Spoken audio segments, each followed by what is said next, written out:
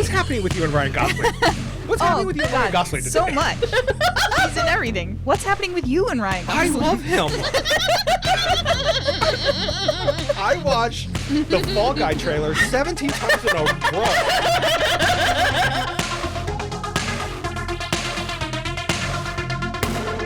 Welcome to another episode of the Creature Podcast. I'm Mike. I'm Lindsay.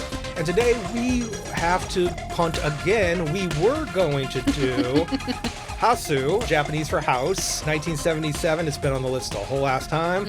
Definitely a Mike brought this to the table movie. But then I started watching it and it was like, this is probably a meal for someone to watch the first time with subtitles and taking notes. And what the fucking psychedelic trip of that movie is. So we watched it. We just watched it together. Yeah. And decided that, what'd you think of I enjoyed it. It's a crazy movie. We will talk about it later. That is an episode to come. Yes. So today, instead, we're heading out to a cabin in the woods. Is it the cabin in the woods? The one you want? No. Is it a cabin in the woods? Also no. It's just a cabin in the woods. Recently bought by the titular Tucker and Dale in 2010's Tucker and Dale vs. Evil. Directed by Eli Craig. Written by Eli Craig and Morgan Jurgensen. It's a fun time failing to get to the point. Lindsay, anything you want to add before we get into it? I mean, I feel like they kind of hit us over the head multiple times trying to tell us that communication was the point of this movie. Miscommunication was the point of this movie. She said it so many times. Sure. And yet. Yeah, we still fail. It comes to nothing. It comes to nothing. I forgot to scrub through, like I said I was going to do for whatever. It can't have an after credits. There's a lot of parts that are unnecessary in the movie, but it is still cute. The ride is so good. Yeah. The point of it is, I'm not really sure. Jamie, have you seen this thing? No. Okay. You'd like it. Yeah, this is definitely I was one like, that I you feel would like think. I've seen it advertised to me a lot. It always pops up there like, we think you'll like this. But I'm like, nah. Yeah. I mean, It's not in Korean. Don't worry. Train to Busan's coming. So Maybe at the end of the year, yeah. I'm watching things in Thai now, so I'm expanding. just crickets. Just insert some cricket sounds. I've watched some things in Japanese. I'm all about. Well, we just watched House. It's a Japanese. Yeah. Yeah, I'm all about doing Bong Joon-ho's entire catalog, so we could just like it's. I think Parasite's as close to horror as it gets. I mean, The Host is a horror movie. It's got a big monster and everything, during that but movie it's twice. so. It's because you have no heart. It's a beautiful, beautiful movie about family coming together and working together in order to save themselves. It has a super important point to make. Instead, let's talk about this one. That's no point. Okay. So we start with Billy, who's got a camera, and he's filming a woman. She's an investigative reporter, and it looks like they're visiting a crime scene in a barn. Yeah, this is found footage. Yeah. I mean, we don't have Billy. We have the camera, and Billy's behind it. Yeah, Billy's behind it, and she's talking to Billy, so that's how we know his name. Yeah, and like a lot of characters in this movie, she doesn't get a name. No, she doesn't. No. And so basically they're trying to find something the cops missed, but then they're both attacked by a bloody, disfigured man. He grins into the camera, and then there's a title card. All right, that's the cold open. You do see Billy's body hit the ground. That is Eli Craig. That's the director of the movie. Which I find it really kind of funny that he gets a name in the dialogue of the movie, and in the credits of the movie, he's just cameraman. That's weird. It is weird. Yeah. For a movie that has the most number of characters that never get names that I've come across, it's just whatever. Again, I don't have a point. So anyway, title card, Tucker and Dale versus Evil. Yeah, okay. So then we see a group of college kids. They're on their way to a camping weekend. It's 3 days earlier, as on the screen. Most recognizable kid is the blonde girl from 30 Rock. Right. So this is Suri? Yes. Yeah. Yes. So this is Katrina Bowden is her name. Her name's Suri. Her name's Suri in 30 Rock. Her name in the movie is Allison. This SUV has 9 fucking kids in I it. thought it was 8 kids. There's 9 in the movie, though. No, there's not. There's 8. Does it quickly become 8? No, We're there's not. 8 kids. We're not Okay, keeping there's this. a 3-row SUV. So in the front, there's 2 people because there's the driver and the passenger seat. The middle row has 3 kids. The back row has 3 kids, and then there's the girl in the very, very back. That's Hang on. 8. We're not keeping this in. There's 3 girls. 2 blondes. There's Chloe. There's whatever, and then there's the Chloe, there's whatever. It's Allison, Chloe, and remember, I had to look all doing this this conversation, we're going to accidentally let go like certain things because none of these people have names. That's what I'm saying. So there's the 3 girls. Then there's Chuck and Chad. Yes. There's Mitch. There's Jason. And then there's 2 unnamed boys that, I mean, there's only one you know unnamed what? boys. There's a body count. There's a body count. We'll just go. Yeah, we're going to go through the body count. I paused this so many times to count how many fucking kids. There's 8 kids. There's 8 kids in frame because Chuck has already run off to get the truck and drive out of the movie for half the movie and then come back with the cop. You're right. There is 9 kids. Oh my God. I forgot about Chuck. But when does... Hey, you know what? Let's do the podcast. Sorry. Let's podcast about it. Sorry. Guys, also, the government came and stole an hour from me today on all of their crimes. On top of all of their crimes, they came and took an hour from me today. I just did math that I am about 5.5 hours between beers, which is unhealthy. Do not recommend it. It's going to be a cranky episode for me. Okay, fine. I think I'm talking too much about my personal life in this thing. You're fine. Okay, so they're driving. Let's do it. They almost hit a truck that's on the side of the road. The truck they almost hit then passes them, and they're giving them weird looks. Is what they feel like. Yeah, it's just a near miss. Of course, there's one member of the passenger of the car yells asshole to them. He's immediately clocked as the hothead. We'll soon know him as Chad. Yes. And then the last girl in the SUV, she pops up and she goes, "Guys, we forgot the beer." And they all scream, "No!" Well, okay. So when the pickup truck repasses them, I mean, we're going to introduce them in a second. This is Tucker and Dale. They have the most slack-jawed, dead-eyed look as they're passing. It is immediately like, these are the scary men that you don't want to fuck with on the road. Right. They're driving through heavily wooded. It's West Virginia in the movie. It's Appalachia type stuff. So, you know, this is the place. There's already a deliverance joke made by the kids in the car. You know, you're going to squeal like a pig. It's very much like we're going to be hillbillies versus the college kids. Right. I do like in the van, though, before they find out there's no beer, a kid we'll know as Mitch later on goes, "Don't worry, because I brought the weed." this. Yeah. And he shows a single joint for all of these kids. And I'm like, what the fuck is that joint going to do? It's just Better than no joint. I guess. They can pass it around and be high for 10 minutes. I don't know. Okay. Anyways, so they go to a country store where everyone is in overalls and they're really trying to sell that it's like a hillbilly store. There's even a kid out front, bare feet, with a water pump. Yeah, the only thing missing is the kid playing a banjo. Yes. That ding, ding, ding, ding, ding, ding. It's called Last Chance Gas. Everyone is gray and dusty. You know, So it's then- Appalachian pour coated. Sure. We go inside and the checkout guy is talking to Tucker, who's Alan Tudyk, and he's like, "Those kids look weird," to Alan Tudyk. So Tucker, one of the pickup boys, played by Alan Tudyk, like you said, is going through a whole list with the general store guy of stuff. He's like, going "Read to get." the list back to me," you know? And the guy starts reading it, and it's like 3/4-inch nails, hacksaw, baling hooks, Right. brush clearing scythe, And as clamps, Allison, hand drill. Chad is with Allison. Chad's like, "Where's your beer?" Because the general store stops dead when these kids walk in. Yeah. They are colorful. They are different. They do not belong here. Yeah. Chad wants to know where the beer is. He's very rude. Beer's in the back, so he heads off out of the frame. And Allison wanders through as this list of tools gets quieter and quieter. Right. So then she gets to some bug spray, and then she yells at Chad, "Do we need some more bug spray?" And as she picks it up, on the other side, we see Tyler Labine, which is Dale. Which is Dale. Yeah. Okay, can I tell you that actor? That's what I just looked up on my phone because I was like, I'm pretty sure that's the guy. Did you guys ever watch a show? Not you. Did you ever watch Do a not show talk to me about in the 90s called Breaker High? Oh God. Oh, no, I don't think so. Was he on that? Yeah, it had Was it a Canadian show? Probably. It had a very, very No, young. it's a Canadian show because that's why the hat. Wait, have you watched Breaker High? No, I take it. I retract my. no, you keep going with your So that show, it started very young, Ryan Gosling, but that's what I remember him in. What's his name? Tyler Labine. Labine, That's yeah. what I most remember him in. And everything I've seen him since then, I'm always like, that's that guy with the bucket hat who the went to bucket high hat. school on the premise of the show is they go to high school on like a ship. It's like an international school where they I like might ride have the seen an ship episode around. or two.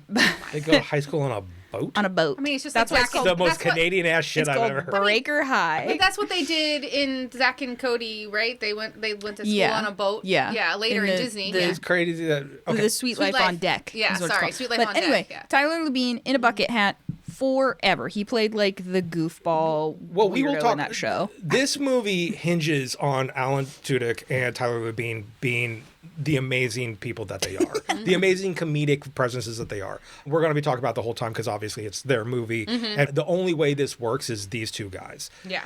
Tyler Labine's hat in this is a camo hat that says "Giver," which is GIV''RE, and I did a little looking at R-E or E-R? Sorry, GIV''. I thought it was ER. You think it's ER. You're Okay. right. Sorry. Like give And her. Something. Well, I was wondering about that. so in Canadian slang, kind of like lesser known Canadian slang, giver is like give her your best, give her hell, give her. And it is give her then. it's like, yeah, give her your best. And it is kind of the version of get her done from Larry the Cable Guy here. But because Like he's playing an Canadian. American hillbilly and he's a Canadian actor, he wanted to represent Canada in some small way. So it was his choice to get the giver hat. So it's like get her done instead of, and That guy it's also a more wholesome Prolific with version. hats. Not just get it done, but like give it your best try, buddy. Which is who that character is in this movie. Yeah. Okay, So anyway, he's looking scary. he's looking scary but he's also startled and backs away. And he's got a giant jar of pickled eggs Yes. that he just picks up to be like, this is what I want. Yeah, and so then we hear in the background also there's still more on the list, and this is what stops me: feminine napkins. I know. Stone bits and 1/8 whole saw. I'm like, why do they need feminine napkins? Exactly. And it is kind of my one problem with the movie is there are little tiny things put in here. Well, even bigger things that are put in here that are just jokes. Just jokes, yeah. The napkins never come back No. up. It's just, wouldn't it be funny if we said that? Right. Because a normal movie would be like, oh, they got the feminine napkins because they're super absorbent for something they need. And then it would also come back in the plot. Right. But it's just like, what if someone thought they heard for a second feminine napkins? Right. Pointless. Pointless, sure. So one of the other girls comes in and grabs Allison, and they leave because it's creepy.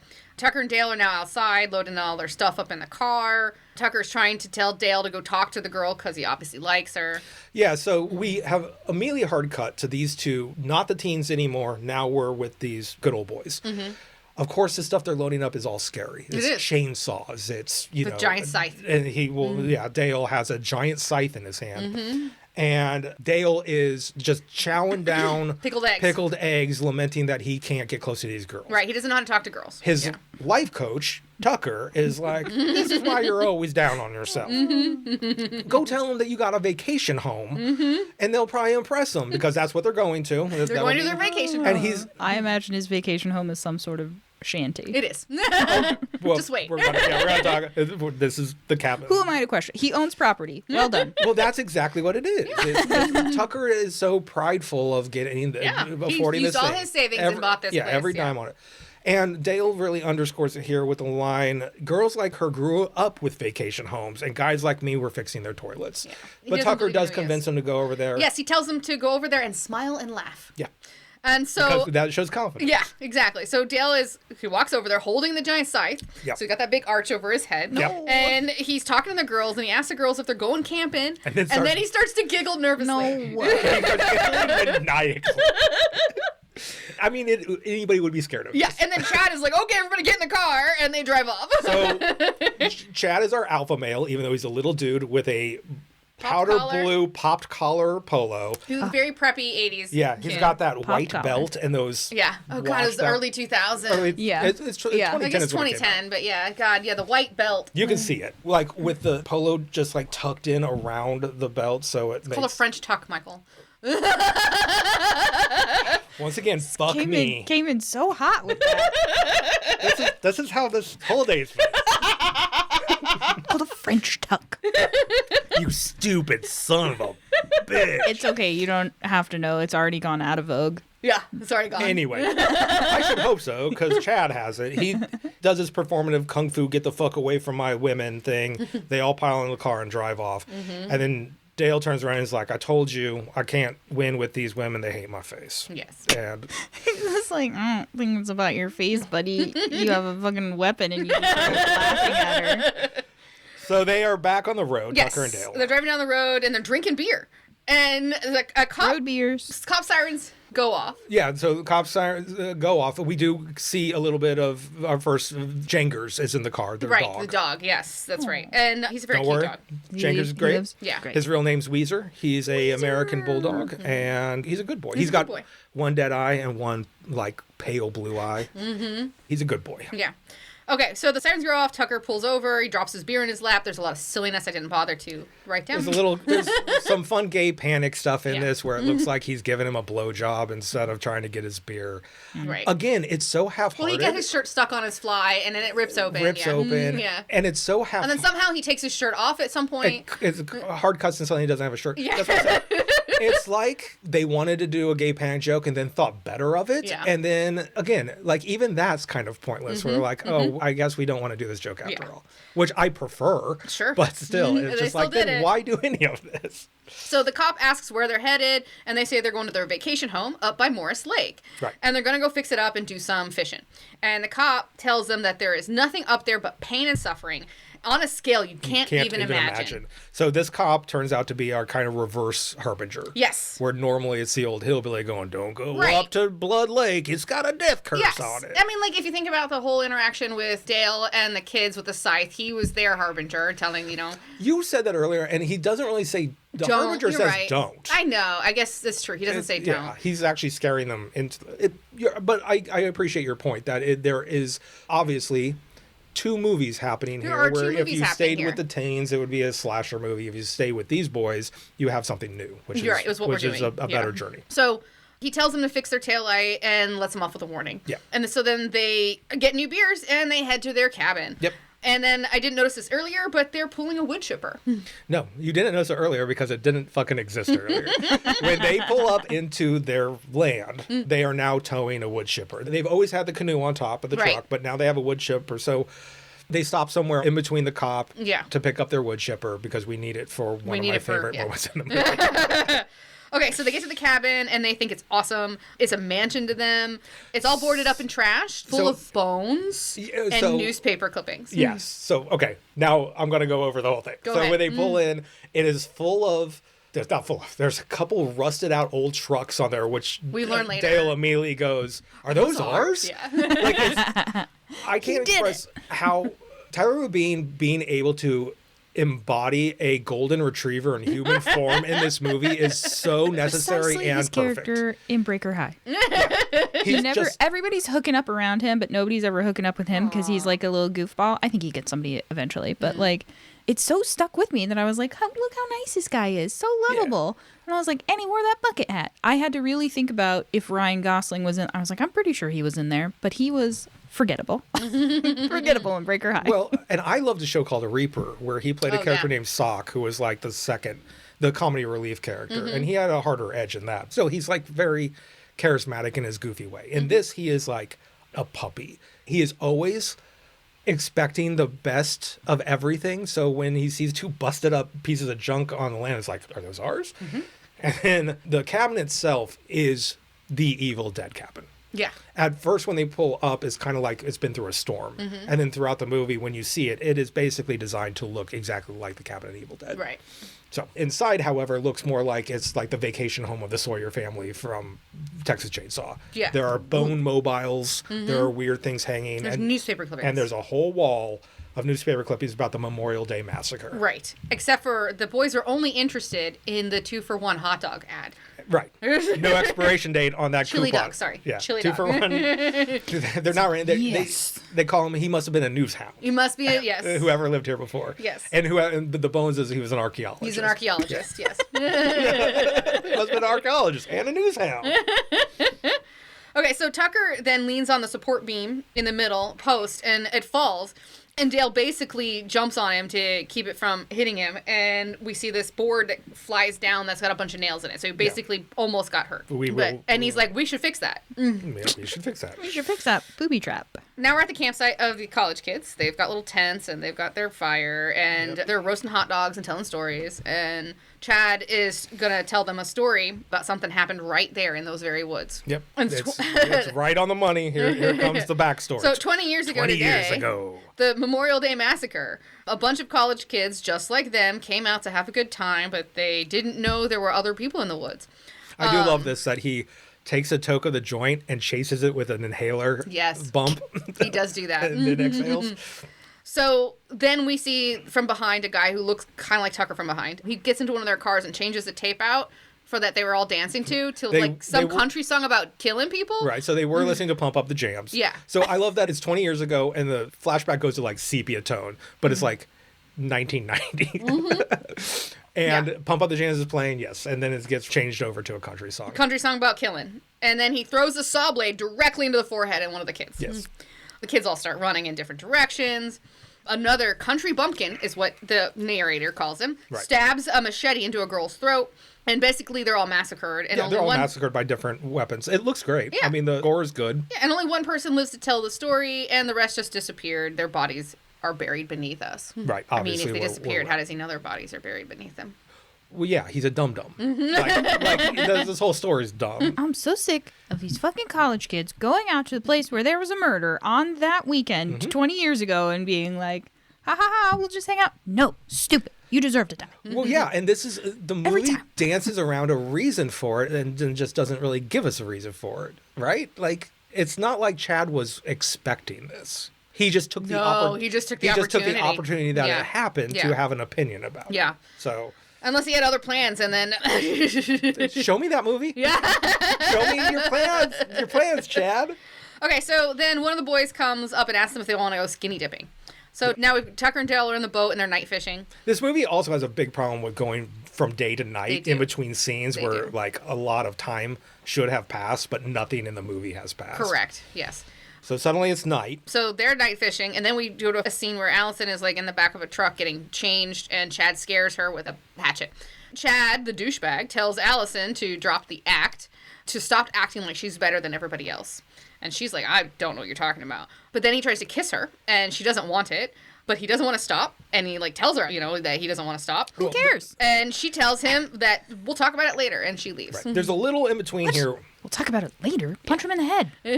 Talk about that. Chad is very much drunk here, and he's saying, you actually are better than everyone else. The two of us are better than everyone else. And he basically lays down what is going to be Chad's character, which is like, eugenics has a pickup line that says everyone else is dumb, but you and I are perfect specimens of humanity that are better, and we're entitled to be together because of this. Allison is, for lack of character in this, normal as fuck. Yeah. She's just like, nah, not having it, don't love this, you're drunk, get the fuck away from me, and we'll talk later. Like you said, we'll talk later. We'll talk later. And so she's not blowing up the thing, she's not screaming, she's just like, she handles it. Yeah. And punch him in the head. This makes little Chad all pissy. Yeah, he's all pissy. Okay, so the kids are all getting into the lake in their skivvies, if anything. Tucker wants to go see what's going on, but Dale does not.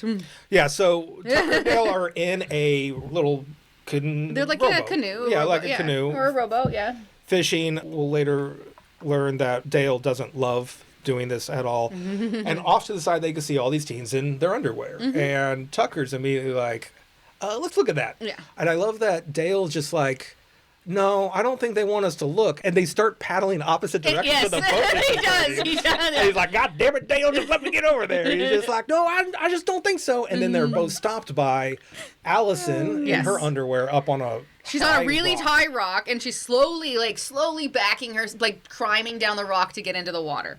And then Dale is like covering his face, and because he doesn't want to see the girl in her underwear because he thinks it's not right. But then she notices them, and she screams, and she falls off the rock. Yeah, and the folio work is like a hit. It sounds like a bad fall. It does sound like Tucker then admonishes Dale for yelling his name, and Dale accuses him of being a peeping Tom.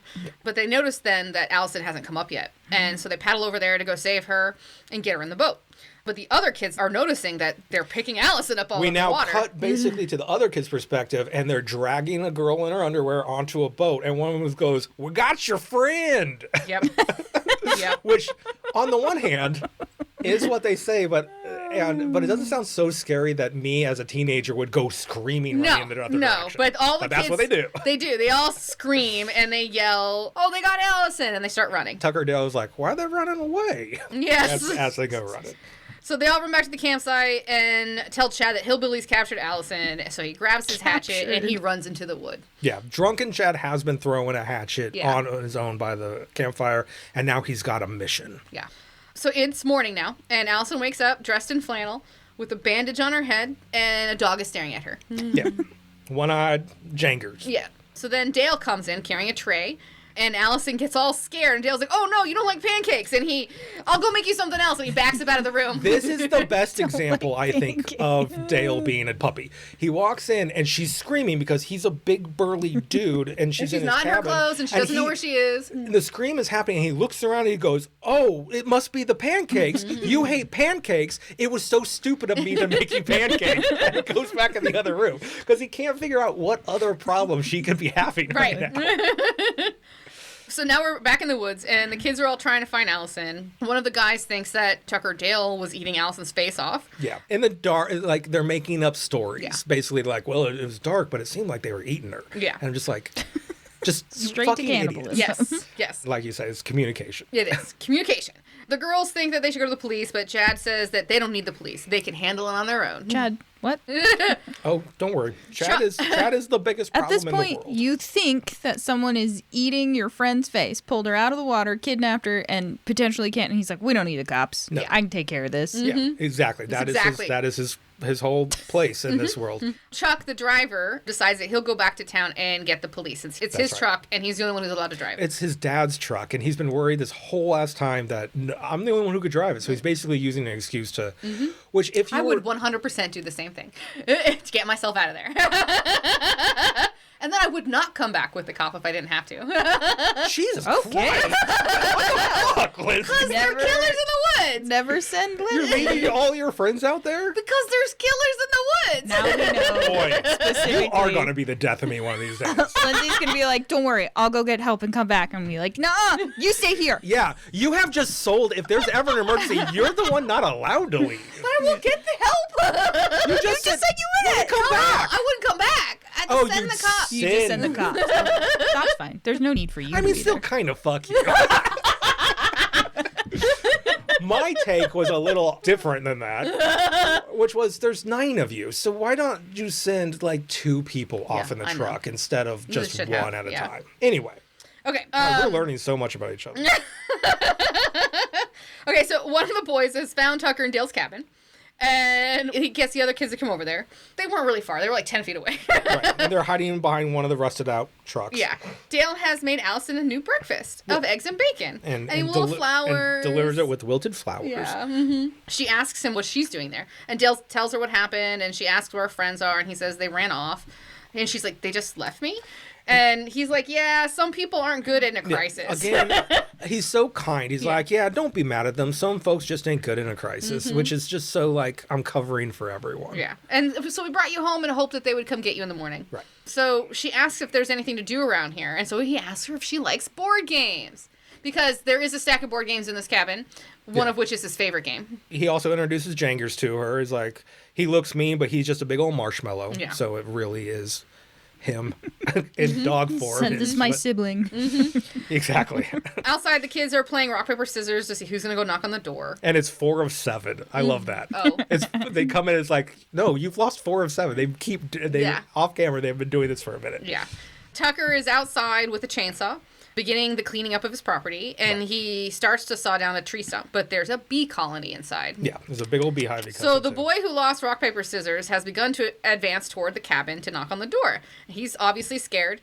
And then Tucker runs out from behind the house waving a chainsaw because he's being attacked by bees. So I love this scene. And also, if you note the iconic ending of Texas Chainsaw Massacre, Leatherface has this crazy dance he does when he's running after, who is it, Becky at the end of that movie, the final girl?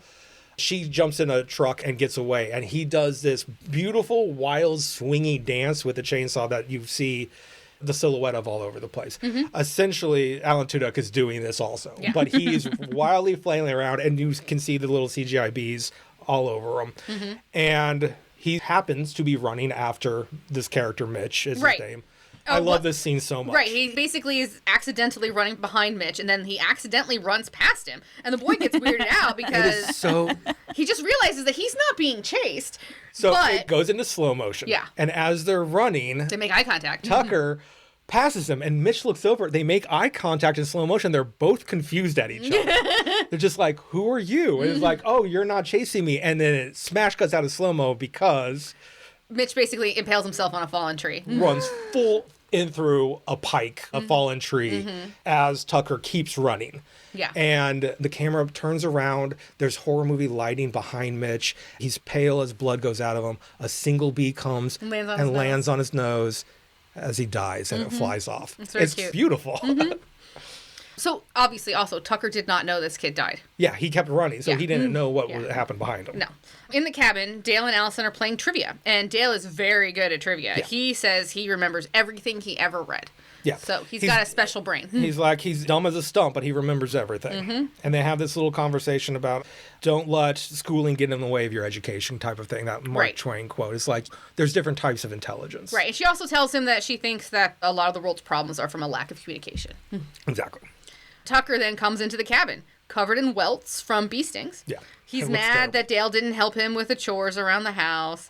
They came out here to work, not play stupid board games. Yeah. He then pours a beer all over his face to help soothe his injuries. This is the first time that we see Tucker seems to think beer is an antiseptic. Yes. Yeah, he just like pours it. He holds it on the side of his face And then and let just- it pours yeah. down it. So Tucker tells Allison that he saw her friend, and he must have been allergic to bees or something because he was running Poor. scared. He was running real fast. She tries to go out and look for her friends, but Dale tells her, no, you gotta rest. We'll go look for your friends. Yeah. So Allison tells Dale to be careful. Her friends could be pretty judgmental. Yeah. Dale says that he's just going to let Tucker do all the talking because he's a real people person. Which is not true.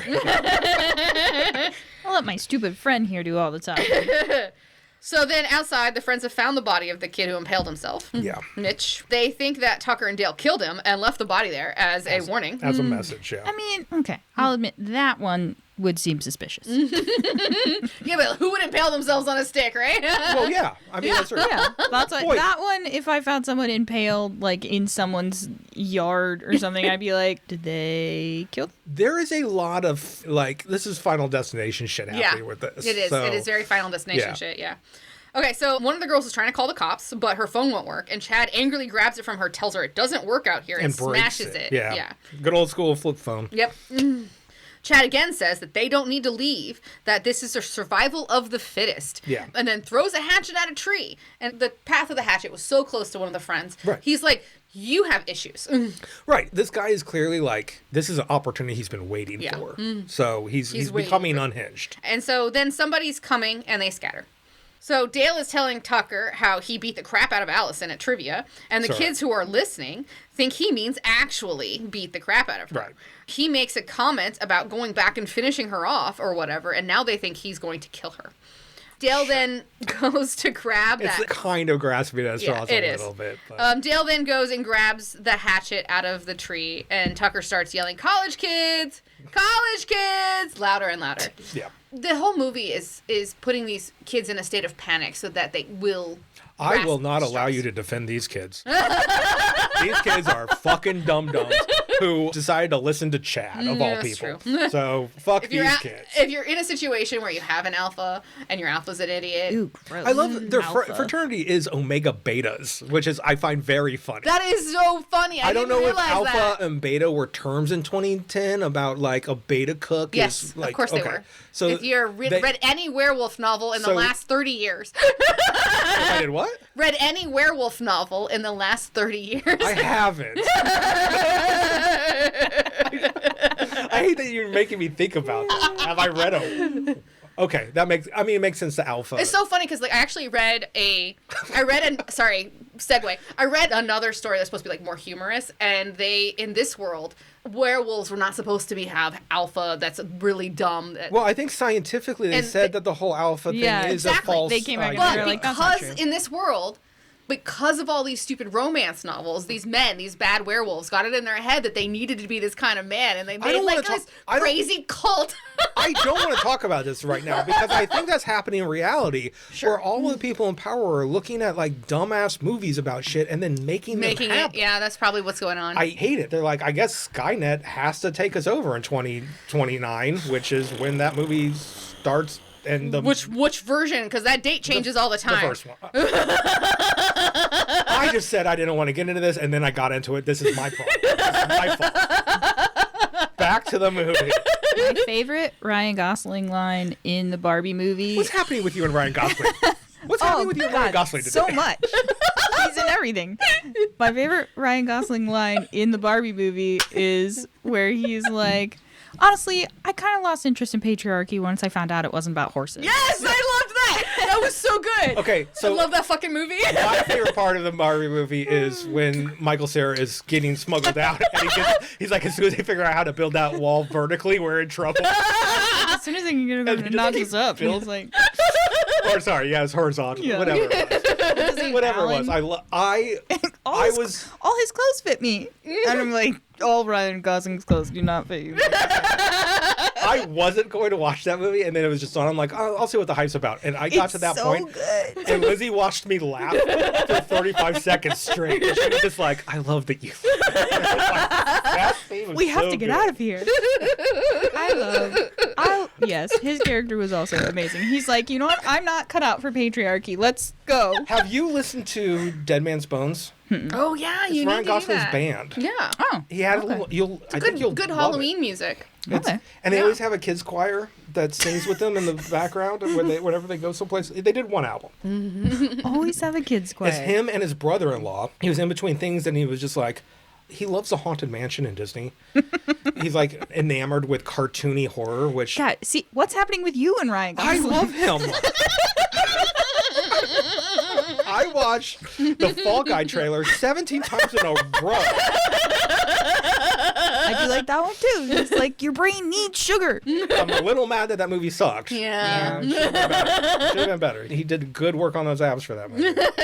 Can we get back to this? Yeah. Okay. Ryan Gosling should have been in this movie. So No. There's not a place for him. Yeah. No one's good at this movie. okay. Well, except for Tucker and Dale.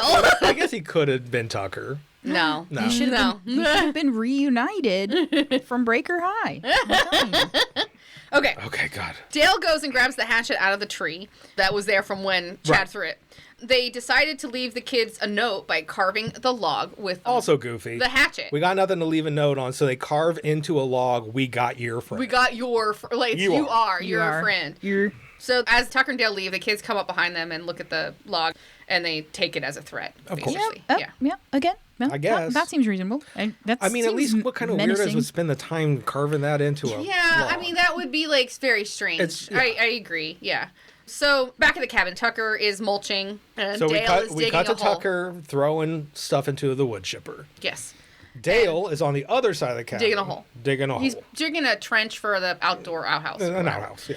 He's digging a shitter hole. And yes, and then Allison comes outside, and she has transformed her baggy flannel clothing somehow into tight abdomen showing nothing. Dude, How'd she do that? She's a fashion major. yeah, where did those clothes come from? And He gave her his flannel because it was the only thing he had. Remember? Right, and then yeah. suddenly she's got on like jean shorts that she rolled the top down because it's the fucking 2000s. 2010, so really pubis mond is just right there at the and top. then she has like a tiny flannel crop top that is obviously not a men's top because it's No. perfectly shouldered in And the I right mean, it places. is up to here, so it is. Yeah. She's just like mid-drift. Abdomen. Yeah. She's mid-drift the movie Yeah. right now because the camera is Oh, and she kind of has on Timberland boots. Where'd she get those that fit her? I mean, I was with you up till that point. I was like, she's I a literally great did. seamstress. She invented. Do Like, I she think she's found a- a pair of size 8 Timberland boots in that Also- cabin. Yeah, I was like, I don't think she's also a the previous shoe cobbler. owner of this cabin had A girl. a girl Yeah. friend. I guess. And all of her shit's still there. Yeah, I guess Let's so. do that. That's where they get the wood chipper. Okay, Allison. Okay. Anyways, Allison starts helping to dig the hole. Says she grew up on a farm. Right. He's surprised that she's going to jump in, and she's like, I came from a help out or get out kind of family life. Which, yes, I'm starting to question. They're giving her character attributes that are awesome, that are fun. I just Right. wish that they did something with them, I Sure. guess. So, Okay. anyway. So then the kids come back to the cabin and they're spying and they see Allison is digging and they think that Dale is making her dig her own grave. Which is and good. They That's don't a- have much time to help her. That's a jump to logic that I love. We're Yeah. like, oh my God, they're making her dig her own grave. Right, because at that point Dale is standing outside drinking beer or something. Yeah, he's just taking a break. Yeah. So now the kids have all made a plan to rush the guys to save Allison. Yes. Well, Chad, kind of. Chad makes the plan and he tells them, what to do. You go to this side to Tucker, you go to this side to do Dale. And notice he doesn't go to a side. He He's doesn't, the no. one who just says go. He's the to manager. them. So one of the boys, I don't know who it is, has like a spear he made with a stick, and he's running at Dale, who has a shovel. He's leaning on a shoulder. This is one of there's 2 no-name boys here. Okay. This is one no-name number 1. Got it. So Allison sees him, and she goes to warn Dale, who turns with that shovel on him, and it knocks Allison out. He turns fast, knocks her out into the hole with the shovel, and then he also falls into the hole. He falls into the hole also. Then the boy, trips. No-name number 1, trips, falls into the hole, puts the sharpened spike into the ground next to Dale, then falls full stomach first into the back Basically of the impales thing, himself again. and slowly screaming and spitting blood lower and lower onto Dale's face. Wow. It is awesome. And Dale's screaming the entire time. It's just like this beautiful shot of this body slowly down while vomiting blood. It's so good. So the girls then go hide behind a woodpile. Right. Where they can see Tucker on the other side doing his wood chipping. Right. And then no-name number 2 has a pocket knife. Opens a pocket knife. And then he goes to run at Tucker. Just as Tucker bends down to get another piece of wood to throw into the chipper, he jumps over him. The boy goes over him and throws himself face first into the wood chipper. Yep. So when Tucker stands up, he's like, just shit! There's just 2 feet and blood going by. And so we see it from the girl's perspective where it looks like, so Tucker grabs the feet, right? And it looks like he's trying to pull him out from our perspective, but then from the girl's perspective, it looks like he's pushing him in. And of course, this is the one of a couple times that the busty other blonde gets blood just like gushed all over her, which is what that And then is. the machine turns off and Tucker asks the dead kid if he's okay. Are you okay?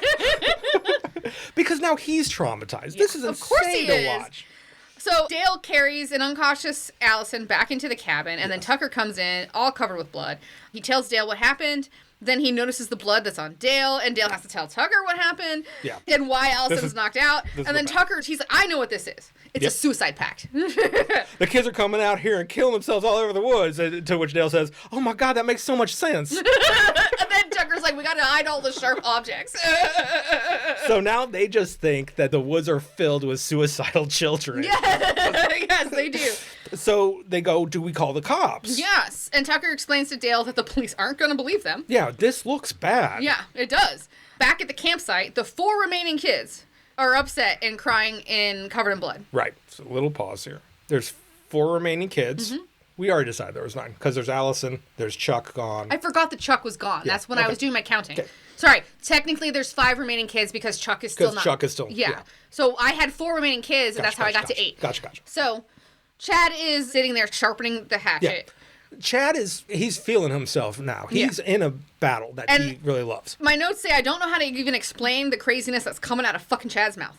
And he's happy that they're going through this. He says that they're lucky to have the chance, that there's no rules out here, and it's us against them. Right. Basically. He's all about the survival of the fittest here. And it ultimately comes to nothing, but whatever. Right. And then we hear sirens. Chuck is back, and he's got the police. Chuck has the police. It's the same police guy that pulled Tucker and Dale over in the beginning of the movie. Everyone but Chad runs toward the sound. They get to the cop car, and they start yelling, telling him what happened. They killed everybody. And he gets them in the back seat, and they go have a look. Right. Tucker and Dale are trying to get the kid out of the wood chipper. And they eventually get him out with their usual hijinks. Right. And as they're dragging the body, the cop car shows up. Right. Oh, shit, is what Tucker says. Tucker goes, he's heavy for half a guy. And I love this. The whole idea of them like, this looks bad, so let's go clean up this mess is such a, well, that looks bad too. Yeah. But then the movie's immediately like, there's a cop standing there, and Tucker and Dale both have a leg of a bottom half of a human being. They're like, oh, well, fuck. Yep. We're caught. Right. So Tucker tries to explain what they were doing, that they were doing some work around the new house, and then all these kids started killing themselves all over his property. He tells them they were scared shitless. We were scared shitless. And Tudyk is like almost in tears. He's like, almost like, I know what this looks like, but thank God you're here because it's scaring the shit out of me what's happening right now. The kids are killing themselves. Help us. And then the cop says that they must think he's some sort of moron. And Dale says, no, not a moron. Open-minded. Open-minded. The cop is incredulous and he does not believe. And then Dale is like, wait, I have a girl inside and she could probably clear all this up if she wasn't unconscious in my bedroom. In my bedroom. And the whole time, Tucker's like, good. Yes. Just shut the... That's His like... whole body language is shut the fuck up, man. Shut the fuck up. But he's also like, support. Like, Yes. yes, that is what's happening. Their body language is so good. Yeah, They're I know that such you great gotta actors. watch these two very beautiful improv heavy dudes. Yes, this movie bounce has off to each be other. heavy in improv. I mean, Tudyk is famous for like the amount of stuff he could do with his voice, I know. and then also just like his body language. He's one of my favorite people now.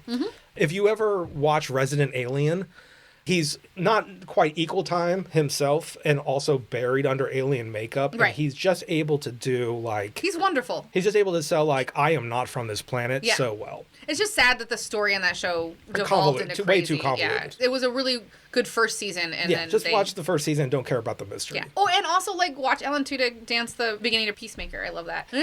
I don't know where his wife is a Hollywood choreographer. Yeah. So during the COVID, they needed to choreograph a bunch of actors to do the beginning of Peacemaker, which is a dance thing. And so he did all of all the the dance parts. moves. I know, it's so great. And they have video of it online of him doing all the dance moves so people can watch the video and learn their own things. Yeah. What a It was good boy. awesome. It was great. Yeah. Okay. So the cop wants to see what they did with the girl. So the kids are in the car like, don't go inside. Because, don't go in the house. Jesus. We always say that when we are telling the girls that go in the house. It is very weird. Go ahead. It seems like the cop is giving them the slightest benefit of the doubt here. Oh, they are. He is. He's not. He doesn't have a 100% gun is. drawn. He's not doing any He of this is, shit. and we learn later that he was at the scene 20 years Right. ago. And so, he definitely knows there's something evil here. Something's here, and he doesn't think it's them. No, that's why he was wanting them in the first place, obviously. Obviously. So the cop looks at the girl and says her pupils are equal and reactive, so at least she doesn't have brain damage. Then he's like, I told you to stay away from this place. And now you're looking at least 2 counts of manslaughter, and you'd be lucky to get that. Officer, do we look like a couple of psycho killers to you? They ask. And he says, hard to say. Looks can be deceiving. Then he leans on the support And beam. then he leans on the support beam that They fell didn't last fix. time. They didn't fucking fix it. And he gets a bunch of fucking He nails gets a board with a driven bunch right through of his skull. giant nails, like 6-inch nails, right through his forehead, and it knocks him out the door. It knocks him out the door, and it breaks off the beam, so he literally has a board that With nails. looks nailed into his head. I And mean, his head must have been made out of cantaloupe for this to happen, but it's the... And then he gets up off the ground, and Yeah. Tucker's like, looks like he's gonna walk it off. It's gonna be fine. and the kids are like, why is he alive right now? And the kids are screaming because the cop is getting into the driver's seat of the car. It's one of these brain damaged moments where Yeah. he's like saying word salad and just doing instinct and then stuff. he gets the radio, but he falls over. Yeah. That's as far as it goes. So the 3 kids are in the back of this. Right, and Chuck this- is still in the front. And so they're slamming on plexiglass because they are basically trapped back there. Yeah. Chuck in the passenger side gets the bright idea to get the cop's gun. Yes. So he grabs the cop's gun and he starts pointing it at Tucker and Dale, but nothing happens. And then Dale's kind enough to tell him, you need to take the safety You gotta off. take the safety off. So the as kid he's fucking with the gun, trying to figure out what a safety is. Turns it off, and they're like, hey, no, don't do that. Don't do that, because And he's pointing it upwards. Chuck blows his own fucking head off. Yeah. With getting the safety off the gun. So then Chad runs up, grabs the gun, and starts shooting at them. Yes. Because, he's a chicken who's spying in the bushes the whole time. Right. Tucker then tells Dale that none of this would have happened if it wasn't for him, for being such a good Samaritan. They got involved with her drowning and everything else went to shit. Yeah. And then Dale tells Tucker that none of this would have happened if they hadn't gone fishing. And he's like, I don't even like fishing. And then Tucker is like, what? And his feelings are so hurt. His feelings are so hurt. And it's he's like... Don't like our fun bro time activity? No. He's like, I didn't mean to hurt your feelings. He's like, did that hurt your feelings? And he goes, yeah, it kind of did. And the whole thing is that Dale can't hurt a fish. That's his whole thing, is he doesn't like hurting things. So he hates fishing because he doesn't want to hurt anything. Right. Then Dale is like, where's the dog? And he rolls over Tucker, which was hilarious. That has to be improv. He just rolls over him. And that's when we get the scene in the movie where I'm like, fuck these, get up, hillbillies, and kill these motherfuckers. Because outside, Chad has a gun to the dog's pointed to Jenger's head. And he yells at them, hey, hillbilly, your move. And Dale, almost in tears, goes, if you shoot my dog, I'll get really, really That's mad. later. You jumped a scene. Well, that's just it. Tucker asks Dale if he brought the nail gun inside, and he's like, yes. So they start up the air compressor, and he gives Dale the nail gun and asks him to cover him. And Dale's like, I've never shot anybody before. And Tucker tells him, if it helps, think of them as moving 2x4s. Running 2x4s, yeah. Yeah. So he tells Dale to cause a distraction, and he'll go out the back door. Try not to shoot me. So Dale starts shooting randomly at the cop car, and Chad starts shooting back.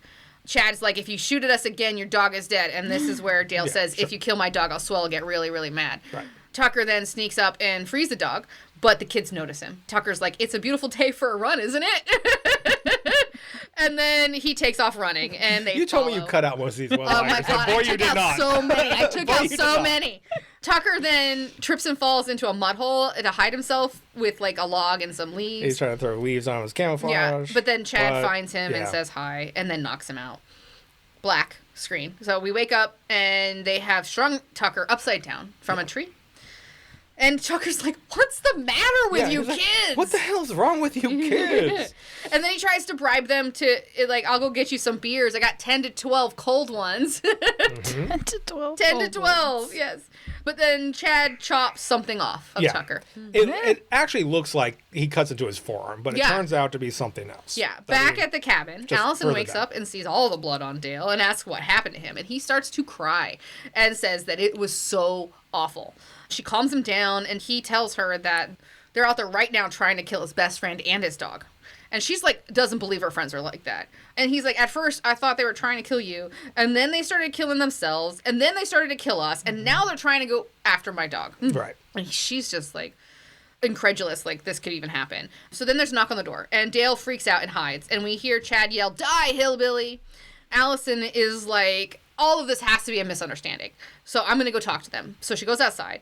And she sees death everywhere. Blood, pieces of bodies. The cop's corpse is right outside. Yeah. And then a package on the porch. And she picks it up. It's like a bandana with something inside. And she grabs it, brings it inside. And the fabric is actually from Tucker's shirt. Right. And she opens it up and then drops it. And Dale's like, they cut off his bowling fingers. Yeah, so there's 2 fingers inside. And there's a note. And the note says, now we got your friend. Try and get him. I love this. Allison's like, how long was I out for? Like, how is this happening in like 8 hours? It's been a couple hours. It's only been a couple hours. Dale decides he's got to go help I Tucker. even made it longer than Yeah, it really he was. literally tells her it's only been a couple hours. Yeah. Dale decides he's got to go help Tucker, and he grabs a machete. Okay, so this is another movie with a convenient machete just hanging up on the wall. No. This is not a convenient machete. Okay. This entire cabin is filled with stuff you need in this. Fine. If in a cabin, if there's a machete, it's not convenient. They have chainsaws, they have machetes, they have whatever. All right. The convenient machete in like Jason Goes to Hell was in a diner. It's true. So this is a machete. Allison tries to convince Dale that they don't want to escalate things. They must have thought that he wants to harm her. And he's like, why would they think that? And she's like, I don't know. And he's like, I think you do. Right. And It's she says, well, because when they first saw you back at that store, you looked a little creepy. And she's like, we misjudged you, Dale. I'm sorry. And he's like, don't be sorry. I should have known that if a guy like me talked to a guy like you, somebody'd end up dead. Right. So if you do see your friends, tell them I never wanted to hurt anybody. That's the line I wanted to say. He's like, tell them I never wanted to hurt anybody. Was like, how he delivers it is just like, I just. You could do it. She could cut my part out. You yell at me every time I do it. Anyway. So he heads out with a machete to find Tucker. Yes. He finds his hat in the woods, and then he puts. I love it. He puts his hat on his hat. Yes. So now Tucker's hat he is on has his hat. he has a ball cap on top of a ball cap, and it's kind of beautiful. Yes. I want this to be more. I want it to be about him and the girl's relationship. I want it to be about him and his buddy's relationship. I want it to be about so many things, and the darts are just off A little bit. a little bit of Yeah. hitting the bullseye Yeah. in every direction. It's good, but it's like, I want a bullseye here. So he finds the first impaled body, Mitch. Yeah. Yeah. And he says, stupid college kids. Then Dale finds Tucker, strung up. And Tucker's... Tucker is just, the blood is obviously in his head. He's like, it's a trap. Yeah, he's This trying is to tell him it's a trap. But Dale can't hear him, and he gets closer and closer until he hits a tripwire. And then he covers his face and says, I don't want to die! And then And a spike a giant shoots. spike cuts down through the crotch of his pants and into the ground. And he's like, well, for the first time, I'm glad I'm not hung as a horse. Yes, he said like a bear. Dale, that kid has got some serious issues, is what Tucker says to him. And so Dale then cuts Tucker down with a machete. And Chad and then one of the girls go sneaking up to the cabin. Yeah. And Chad tells her that this is where evil lives. Right. So Chad is very much like devolved into like Dr. Loomis in Halloween. He's like, Yeah. there is pure evil here, and it's embodied in these hillbillies. Now, the movie's going to start throwing a dart about Chad's life here in a second, Yeah. and it doesn't even hit the board. Cool. Okay, so they're inside. They find Allison, and they tell her that they're saving her. And Allison tries to tell them that they haven't done anything to her, but Chad says they have to burn it down. Grabs a gas can and starts tossing gas on their shit all over the fucking cabin. Yeah. Allison is telling him to stop, that Tucker and Dale did not mean to hurt anyone, and they're really nice. Chad says, you have no idea what this is about, do you, Allison? And these freaks are evil, and they deserve everything that's coming to them. Right. And then Allison's like, just relax. It's just a misunderstanding. Again, they've been nothing but gentlemen while you're running around terrorizing them. Right. But Naomi, which I've had to dig to find the girl's name, I was going to say girl. I know what this is. It's Stockholm Syndrome. Mm-hmm. You get kidnapped and you fall in love with your kidnappers, to which Chad immediately goes, do you fucking love him? Yes. And I'm just like, yes. Oh my God, just all of you die. Yes, yes. Because and then they just switch to these extreme ideas. He's been extreme instantly. about her the whole time, though. Oh, no, I know. But the whole idea that you get Stockholm Syndrome in a matter of hours is insane. It is insane. Like, this is your friend. You came up to a camp with her. She's been kidnapped, and you're like, you love that guy, don't you? Suddenly, yeah. They're so dumb. Yeah. Okay, so then Tucker and Dale show up, and Allison gets between them, and she's trying to calm them all down. Nobody wants to hurt anyone. Tucker says, you could have fooled me. And then Chad's like, fuck off, hillbilly. And Tucker's like, eat shit body perm. Now, what the fuck does that mean? I mean, I don't even remember the line. Oh, yeah. Body perm. I do remember the line. I don't know. I want to say that it was some sort of allusion to, like, Axe body spray at the time. Everyone was spraying stuff. Sure. So body... But I don't know perm what is like curly hair. I know. Oh, someone's doing research in real time. I'm like, what? She wants to know. Eat Body shit body perm. Right. Body so perm. one of the goofiest segments of the movie starts to happen, which is Allison. Yes. Oh, Is his hair curly, like on his head? no. It's Not really. He way looks to he it. looks like a young crazy Tom Cruise. That kind of weird short coif. Perm. This is saying it's a hair treatment to make like big loose curls, like to give your hair body. Huh. Oh, body. Okay. That makes sense. But it seems extremely strange to me that he uses that as a slur. That he would know what a body perm Exactly. is. But he remembers everything he's ever heard. So No, if it's in... Tucker said that. Oh, did he? Yeah. See. It's probably just an improv thing that Alan Tudyk said. Yeah. Okay, so also then his Tucker hair- pours beer on his injuries again. Once again, yes. Tucker comes in, he's got two missing fingers. And he just starts pouring beer on top. Yeah, he just starts pouring of beer on it. So then Allison convinces Chad and Dale to sit down over a cup of tea and share their perspectives. She's trying to do a moderation. She is, because she's a therapy student. Right. No, she's a psychology student. Whatever. And we learn that it can't be chamomile because Chad's allergic and it'll bother his asthma. So they have Earl Grey. Yep, mark that. Inhaler. I had to go back and add that because I didn't think it was necessary. Because it's fucking stupid? Yeah. Because it's fucking stupid. That this is going to be our Schrodinger's gun is tea. Yes. Okay, so then I keep saying that, Schrodinger's gun. It's... God, cut this out. It's Schrodinger's cat. It's... Chekhov's gun. Chekhov's gun. It's Chekhov's chamomile tea. Schrodinger's gun should be a t-shirt. Schrodinger's gun. I'm not making more t-shirts today. It should be a cat shaped like a gun. Schrodinger's Good gun. Lord, let's go. I need to go back to bed. Okay. All right. So Chad starts to tell a story about before he was born, 20 years ago, when his parents were attacked by hillbillies It's what at you the already Memorial know, Day is that Massacre. the survivor is supposed to be Chad's mom. But his mother ran for her life, and they captured her, and his father was helpless while they tortured her. Right. And his mom fought back and escaped, but his father was burned alive. Dad was burned alive. Mom was tortured. His body and was washed, never found. and his Again, body was never found. how do you know he's burned alive if his body was Because never found? he heard this from his grandma, is what he Right? says there. By the time he was born, his mother was already institutionalized, and he grew up hearing that story from his grandmother. You're right. Okay. Right. The other two kids come up to the cabin. So who are they? Chloe and Jason are the two that are still outside. They say that they're doing Chad's plan, which is going guns blazing if they're not out in 15 minutes. Right. So they look in the window and they see that they're all sitting around drinking tea. and they think that they're trapped and they got to do something to help them. Right. So Chloe's like, this seems fine. And Jason's like, don't be a dummy. They've drugged the tea. That's why they're all. So again, it's this little like jumping to conclusions. So inside, it's Dale's turn. Dale shares his feelings, and Allison says that they're making good progress. And then the friends from outside bust in with a weed whacker or something. I don't know. Okay, so yeah. What that is. Did you just skip this? I don't care what Dale said. No. So Dale's just like, he talks about how, he can't even hurt a fish, stuff like that. Yeah, he did say that, yeah. Anyway, so Jason blasts in the door Yeah. with a giant, like, weed whacker. It's like a weed whacker. And Tucker ducks out of the way, and it just goes directly into Naomi's face and just basically scrapes all the skin just off of her skull.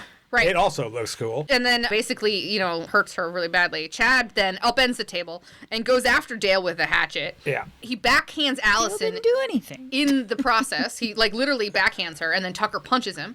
Yep. Chad picks up an oil lamp and throws it at Dale, yelling, "Go back to hell where you belong, freak." They dodge that, and it hits Jason on the leg, which just lights up a small fire on his leg. And Tucker and Dale are like, hey, stop, drop, and roll. Yes. But instead, he starts running around as he catches on fire. And then the blonde girl grabs a jar with liquid in it. With moonshine in it. Yeah. And Tucker's like, don't throw that. But she throws that. So Jason gets engulfed in the flames, and then he starts clutching the drapes, which lights up not only the side of the cabin, but also now all the stuff that's being poured. And there's also the trail of gasoline that Chad had earlier that's what I poured said. everywhere.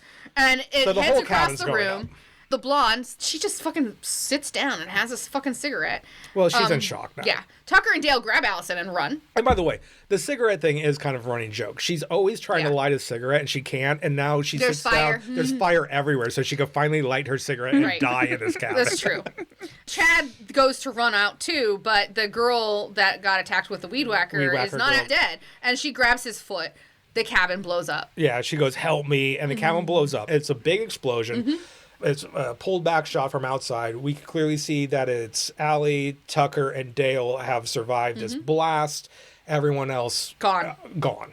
Until Chad was somehow protected by a door, gets up. Yeah, so Chad then stands up in the fiery doorway. Face is burnt and on one it's side. a cool design. It's a cool like character thing. It's half of his face is burnt to shit, and his hair has now moved upwards, so he has like it's very Two-Face. Yeah. Where half of his hair is up and half of his face is burnt. Yeah. It's good. This is now our psycho killer. Tucker thinks they need to go to the truck, and Allison thinks they need to go help him. But Chad sprays his inhaler and then roars like the Hulk. So they run for the truck. But it doesn't want to start. And Chad slowly advances on them, Michael Myers style. Yep. And no, Michael Myers is infinitely cooler than this guy. This guy is not intimidating. He is still looking like this little Weasley Tom Cruise, but he just has a cool looking face now. Okay, they're getting away, but in the truck, Dale, who's driving, keeps looking behind him, and he doesn't notice the road curve away and runs into a tree. Right. Black. So now we wake up with Dale, and he's woken up because his dog is licking his face. Jangers is looking Dale away. Which they had not grabbed Jangers, but I'm sure Jangers found them. Jangers just found him. He's Yeah. a good dog. Allison is gone, and Tucker is leaning against a tree outside, saying that he tried to stop them. He's obviously injured. Really, he's hurt pretty bad. He's like, I tried to stop Chad from taking her. So Dale tells Tucker that he should have never talked to that girl, that this is all his fault. People like him and people like her don't mix. And Tucker tells this sweet story about catching frogs and how Dale was always quicker than him. Right. Trying to tell Dale that he's a better than he thinks he is. Right. The whole idea of the story is like when they were kids, he would always say, I let you get more frogs than me. But now he's saying that was never true. You were just actually better at that than I was. Right. And I didn't want to admit that at that time. You're better than you think you are. Right. Well, he says, like, that girl sees that you're better than you think you are. And Tucker tells Dale that he's got to rescue her. But Dale's like, I don't know where she went. And he's like, the dog will know. The dog will know. Yeah. So Dale doesn't want to leave Tucker. But he tells him, go. And then they do a cute little BFF thing. Best friends forever. And then Tucker says, do me a favor, kick the shit out of that college dickhead. To which Dale responds, I'm going to shove my boot down that fucking throat. Which is the first fucking I think is in the movie. I'm not sure. Oh, it might be, yeah. No. Okay, whatever. I'm Maybe pretty I'm sure wrong. I said fucking a lot. I'm just saying when Dale says Was this it. a rated R movie? I don't know. Okay. It must be with this score. It must be, yeah. My and point. the boobs. Boobs? Oh, the boobs in the skinny dipping. You didn't see boobs? I didn't see There were boobs. There were boobs. Anyway, my point is when Dale says, I'm going to shove my boot down his fucking throat, it hits, is my point. This is a pacifist who's now angry. Sure.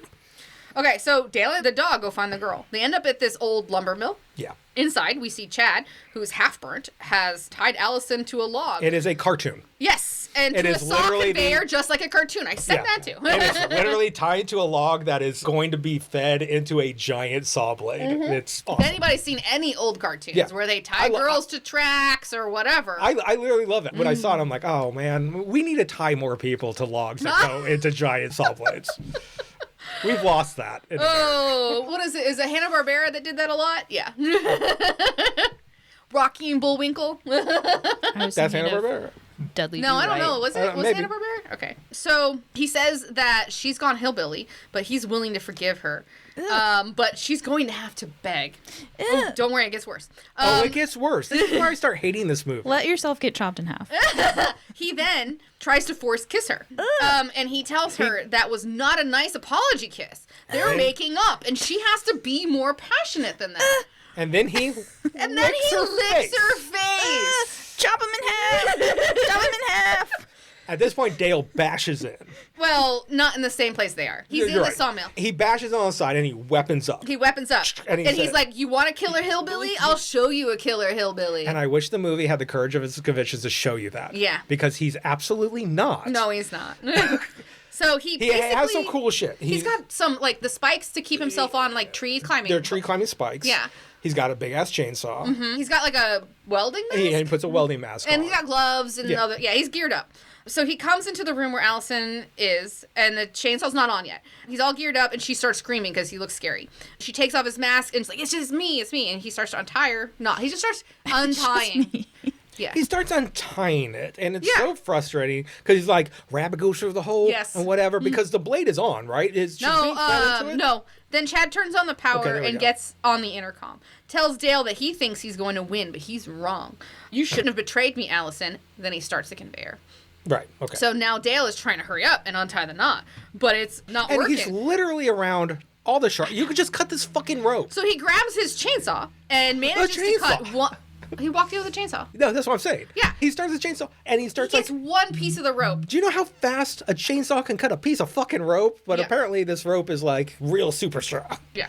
But then Chad drops in and kicks him over. Yeah. So then Chad starts throwing stuff at Dale, and Dale uses the spikes he put on his feet to stab. I mean, that's a cool thing. He like kicks Chad in the shin with tree climbing spikes, and it just... That really should be the end of Chad walking around. It should have been, but he's got that not in this movie. Serial killer energy. Oh, So he... I like that. So he grabs the hatchet that Chad threw at him out of the wall and throws it. And it manages to perfectly cut the rope so that... When he gets a weapon, he doesn't use it on Chad. He purposely throws past Chad to hit the rope to get Allison off of the path of danger. So then Chad says, it's time for you to feel my pain. And Dale's like, bring it, bitch. And then he picks up the chainsaw. And now we have a chainsaw fight between a metal pole and a chainsaw. Which our hero has the bigger weapon that should work. And this is where I do a timeout and say, we're really going to need to have a serious talk about Motel Hell and the Texas Chainsaw Massacre Part 2. Okay. I think you really need to meet The Lord of the Harvest. These are two movies that I didn't think we were going to do for this podcast. Like, they got to go on the list, huh? But watching this chainsaw fight, I'm like, well, you need to see the better chainsaw fights. Chainsaw fights, okay. You deserve better chainsaw fights. Got it. So then... that'll be good. I've never seen Texas Chainsaw Massacre, so this will be... I love about it. We're going to do both. And I never want to watch them, but if you could just recap the plot for me so that I can be like, yes, now I love it. So this I both put them on the list now. This in particular will be Part 2, which is the comedy. Toby Hooper was like, I'm going to do a second one. And they're like, cool. And they made a comedy, and the studio came back and was like, no. Obviously do what you did before. And they got in a real conflict. So what came out of it was half harrowing scenes and half absolutely hilarious shit. And with Dennis Hopper being a chainsaw sheriff coming after leather guys. I'm a little mad that we got to do the OG chainsaw for you now. I've not seen it either, Michael. That's fine. It is the perfect double feature. Okay. Because we go through Texas really fast. Okay. And then we go into Part 2 and spend a little bit more time with the chili cook-off. I'll add it to the list for the Yes, the chili cook-off. Chili cook-off. Okay. Okay. Dale then throws the chainsaw at Chad. And then he and Allison run upstairs and bar the door. They're going through, like, a ladder with, like, the doors are like those outside basement ones. Yeah, Mm-hmm. it's all barn architecture. So they're going up things, and then when they go up through the hatch on the second floor, it's a office. It's an office. And There's so they bar it with a board. Yeah, it's file cabinets. It's where, like, the foreman would be Yeah. doing the actual paperwork. So they're in the office, and they're trying to find a weapon. Dale finds some chamomile tea. And Allison finds a newspaper of the Memorial Day murder. And this time, there's a picture of the guy who was the killer, and it looks just like Chad. And this is when the movie completely fails me. So then the chainsaw comes up through the door and goes through the barricade. And Chad yells, "Die, hillbilly freak," again. Now, we have to mention what's in the newspaper, right, at this point. Other than it looking like Chad? Right, but it turns out that Chad's mom was raped. Sorry, I left that part out. The dad... And you left out the Sorry. whole point of this end. Turns out from the movie that mom wasn't pregnant at the time. Yeah. That she was tortured and raped. Yeah. His dad in the picture looks just like Chad with a hillbilly face. Which means the movie's doing some asshole Freddy Krueger bullshit that I absolutely don't Basically, like. they're saying that his mom was raped and he was the product of that rape. Which it turns out is what they say to Chad. Yeah. That so you're basically, half hillbilly. Dale's like, wait, you're a hillbilly too. Shows him the newspaper. And Allison's like, it's true, Chad, you're half hillbilly. And what the fuck, movie? Like, literally, what the fuck are we doing at this point? Because are you telling me I don't like the nature versus nurture? The idea that, okay, we talked about this a little bit earlier. Were I to be ethnically coded, I guess it would be hillbilly. If this movie talked about maybe heritage, whatever it is, as anything else, it would be a hate crime. But because this is like poor white people and they're treating being a hillbilly as something that's in your sperm, an egg. Sure. What are we doing? I don't know. It's very weird at the end of this movie. They're basically saying like the Appalachia is, and this hillbilly thing is something that is In your nature. In your nature, yeah. Which is a fucked up thing to say. It is, but that's what this movie is saying. Right. It's what it's been saying the whole time. No, I disagree. Okay. I think the movie's been saying the opposite, that just because you're from Appalachia and seem how you speak to be not educated, That's true. That's absolutely not the case. Right, they have been saying that. Yes, I know. The movie why has are they been suddenly the opposite, changing and it? suddenly they're like, oh, guess what? Your mom was raped by a hillbilly. That makes you half hillbilly, which makes no sense. Is it? Do you it think? takes nurture out of it completely. But is it just one of the nonsense things people say to try to save their lives? I think it's a bad joke. Okay. I think it's a pointless bad joke at the end of this movie, which they then double down on at the very end of this movie. Do. So Chad is looking at the newspaper and he's freaking out that they lied to him, that there's no truth, everything's a lie. And then Dale throws chamomile tea at him. Luckily, this office had chamomile tea in it, which is what he's allergic to. Chad's asthma starts acting up because he's allergic, but Dale's like, he'll be okay as soon as he gets his inhaler. But he throws himself out of the Chad window. falls out the upstairs window. Yeah. Later that night, the news is reporting that what first looked like a tragic mass suicide may actually be the work of a deranged killer whose body is yet to be found. Now, kind of cleverly, that is the news lady from the beginning. It is. So we're going to move on from that to the rest of this movie, knowing that Chad's not dead. Chad's not dead. Because he pops up. In the beginning of the very movie. In the beginning as still being alive. Yeah. But the movie just moves on. Yeah. So Tucker's in the hospital, high on prescription medication, and Dale has come to visit. And they found his fingers and they reattached them, and one of them has nail polish on it, which like is a big very red funny. nail. It means that and he's like, I don't remember one of them looking like this. One of his sewed-on fingers is one of the girl's fingers, which I love. Yes. Dale brought him a PBR and a bendy straw. And Tucker... Which apparently for Tucker is... It's perfect. It's the favorite. Ambrosia. It cures all ails. Yeah. Tucker then asked him if he asked her out for God's sake yet.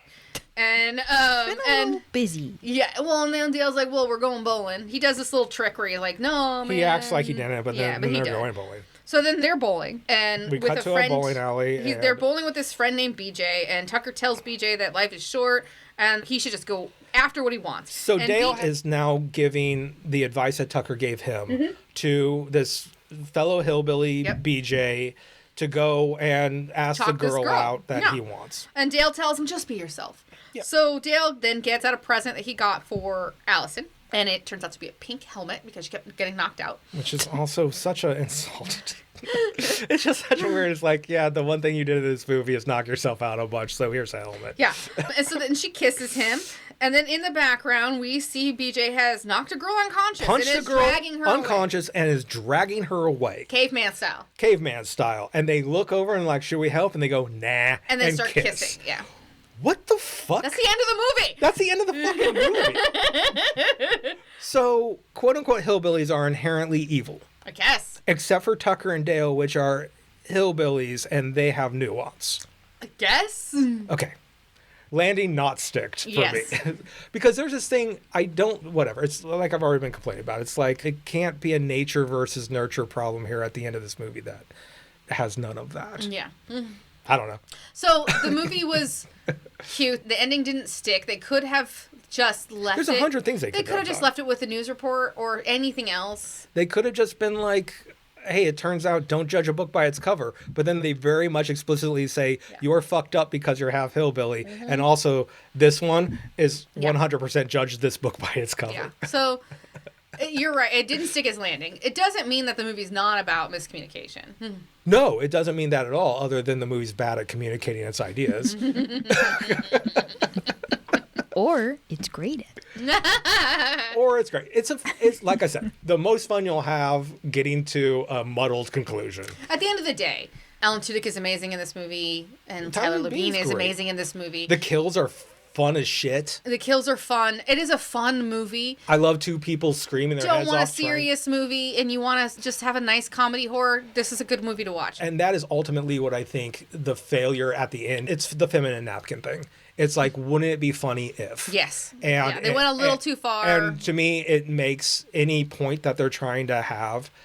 Like I said, I think the friendship doesn't really lock down that's the reason. The relationship with Allison doesn't really lock as a reason. Right. And even like the survival of the fittest, I'm a killer because I think you're a lower class than me, doesn't lock. Right. At the very end, it just goes, feminine napkins, everybody. Which is fine. Yeah. I get it. All right. Cool. But that was Tucker and Dale Dale versus Evil. Yeah. I guess the only thing left is, do we have a question from John? How do you feel about the penny going away?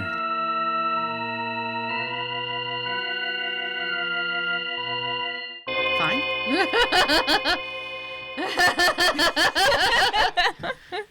Michael's mad that this is the question. I'm so tired. I want to say fine, but then I want to be funnier than that. I want to... Let's see. What are we doing with all the pennies? I guess what's going to happen with all the pennies? I don't know. What happens to the pennies? We took them to the bank to get cash. But okay, so there is at our local grocery store, there is a sign that says, Yeah. if it's this, it rounds up. If it's this, it rounds down. Because we have to explain rounding down and rounding up because our education system is Yeah. I don't think so it's that. shot. When you say it's going to be rounded, I honestly don't nobody think it's knows. that. I think it's that everyone is so jaded and expecting the worst, they assume everything is rounding up. Okay. So they want to assure you that there is a case in which All that right. rounds down. Okay. Which is fair, I think. I feel like think, you're giving fuck you, more everything's going to go credit. up to 5. Yeah, I mean, yes. But the credit is due because it's happening. Sure. It's not that the government is going, everything's up to the next 5 cents now. There is a rounding curve. Yeah. But yeah, I think everybody should go ahead and go to creaturepop@gmail.com and send us your pennies. Every penny you find. You want them to mail us pennies through the email? No, if you go to our email and say, I'm interested in sending pennies, we will get you the deets that you need to send us your pennies. But we're not reimbursing them. We just want their pennies. a P.O. box. What are you for talking the about pennies. reimbursing? Why would that come up? I just want to make sure that they understand that they're just giving me pennies. I am taking useless junk. Yeah, I was like, well, first of all, we're doing them a favor. Exactly. I'm taking the useless junk in your home, and you give it to us, and we will take care of that shitty, useless copper. Every one of you out there, send us your pennies. It's literally the plot of Office Space. It's just we take the penny Oh, yeah, but they pennies. fucked that up. Big because they got too much money. I want too much money.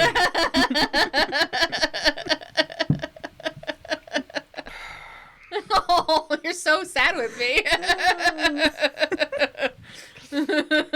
What do you think, Jamie, about the loss of the penny? that kind of stuff always makes me sad. I don't know why. I shouldn't be emotionally invested in the outcome of the penny, but I'm like, no, don't go away, penny. You like pennies? Yeah. Okay. I haven't had a use I mean, for Lincoln's on it. He seemed kind of cool. pennies haven't been useful for so long. They just like, I put them in my wallet and they stay there for 5 years until I remember that there's 7 pennies in there, and then I take them out and put them in your cup. Right, and that's and that's where the moving real the work happens, coins because that cup around. fills up, and I take it to the bank, and over time, I walk out with $65, Yeah. which is because there was a bunch of pennies. And quarters and other things. Yes. So again, send us all your pennies. Send us your pennies. To you, it's junk. To me, it'll add up. Money. Michael will take it to the bank. So, question: have they said like, or at some point banks gonna not accept pennies anymore, like as I don't know how that refund money? works. I think typically the way they would do things, like It's I've never attrition. It seen, just phases I've out. never seen them like phase out a whole thing. But Yeah. when I worked at No, we were too young when for I that. worked at the bank, they would always like the new $100 bills or the new fives would come out, and that's what they would do is just slowly as you got them in, then they wouldn't go back out Right. again. Right. Yeah, it's just You would, as a bank teller, would have to sort them. I didn't, because we would just package them all together, and then like a company send them would to- come in and send them, and it would go like Got it. downtown and then you to would the get federal. new money. Yeah, Okay, and then we'd get new cash in and send, because you always get like too many 5s and 20s, and it's like a Right. whole thing where you have to like go through them. But yeah, they take them and then they don't send them back out again. Got it. So I think the phasing out of pennies, I think they're going to be here for a few years I mean, as for they're quite a while, slowly probably. whittled And then away. there's a whole group of people who aren't going to get rid of their pennies. No, they're just gonna keep their them collection and whatever. yeah. There's a whole. They're gonna be worth Stride Food something thinks in they're going to be 100 worth years. something one day, and they're not, because it's going to be a scorched That earth was- I think wasteland here in a couple years. They're going to end up the way of like, did you ever get a $2 bill when Yes. you were a kid? I have. Okay, I'm pretty sure I have a collection of them somewhere, probably in the basement. Not like my grandfather thousands died or not anything, terribly but, like, long ago. yeah. You got like 12 I have a $2 bills. stack of two. He just had. He liked just giving out $2 bills Yeah. as being a novelty. Yeah. Yeah. And I found a whole ass stack of them think that that's what everybody involved was like, gonna happen we to the don't want this, pennies. and I'm like, I'll take it. And Yeah. so I have a stack of $2 bills just sitting in and my you house. can still take $2 bills, Yeah, or you could when I worked there they're- to the bank, and They're they'll perfectly take legal them. tender. Yeah, So I mean, I feel like a penny would. I just want to know, if I go to a bank and give them 3 pennies, will they round up and give me a nickel? And then I have a hack of just like constantly getting more money. You slowly steal 2 cents from them every time. That is not. I'm going to answer my own question. No. You can't. They're just going to give you a paper receipt that said, we put this in your bank account. 3 pennies. All right, I'm landing this motherfucker. All right. For the first time ever, since I want you to send us the pennies, and you got to reach out to us to do that. Do you have a question from John when you're sending us pennies? Let us know on Instagram or at creaturepop@gmail.com.